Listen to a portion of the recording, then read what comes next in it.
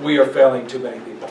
Current Lieutenant Governor and California Gubernatorial candidate Gavin Newsom paid a visit to Grossmont College today in a roundtable discussion in front of students, union members, and the media to talk about the current issues the state is facing right now.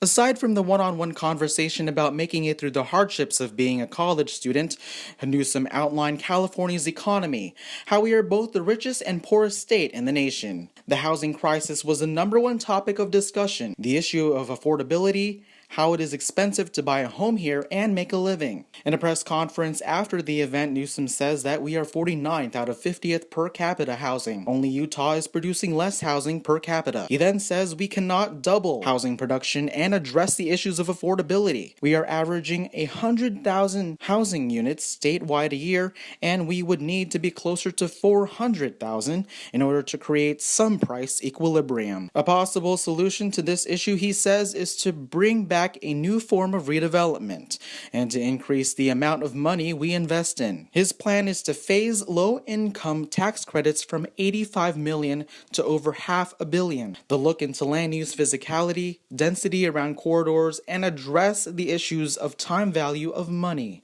All of those things are a big part of our focus and agenda. The next governor has to be intense about this, passionate about this. We have no statewide housing goals in California, none.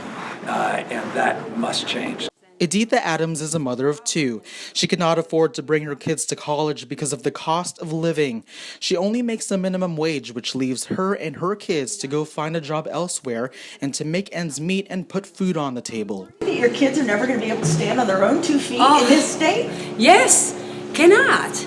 How could we afford, the housing, the rent, and it's very, very expensive. When questioned about the charter schools versus the teachers union, he supports public education, high-quality nonprofit charter schools with appropriate level of accountability. When questioned about the gas tax, he rejects Carl Demaio's notion of repealing the gas tax. He insists on spending our tax dollars on infrastructure like fixing our roads and bridges instead. But then they offer zero, nothing, in terms of an alternative. They'll take $52 billion off the table.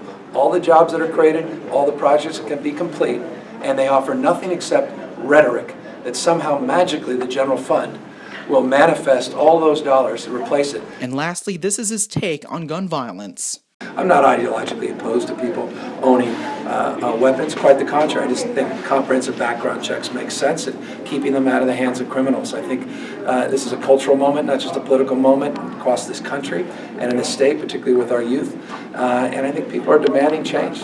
Gian Ramirez, News Now.